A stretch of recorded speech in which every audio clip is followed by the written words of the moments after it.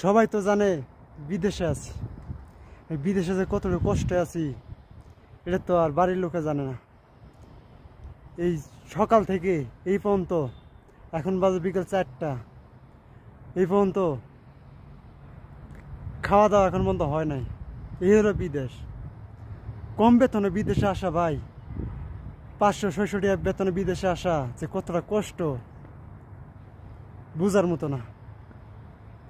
এই যে আজকে সারাদিনে মনে করে যে পেপসির ডাব্বাগুলো ঢুকাইছি, এই ডাব্বা কটা নিয়ে যাইয়া বেচমু, তারপরে সেখানে খানার টাকাটা ম্যানেজ করতে পারবো। এই পেপসির ডাব্বা কটা এই মরুভূমির ভিতরে টুকাইলাম, এই মরুভূমির ভিতরে টুকাইয়া মনে করেন এই পেপসির ডাব্বা কটা জোগাইছি। এই পেপসির ডাব্বাগুলো বেচমু, তারপরে সেন কিছু কিনে খাইতে পারবো। এই প্রবাসে মাটিতে ভাই যায় কম বেতনে আসে, তার যে কি হয়।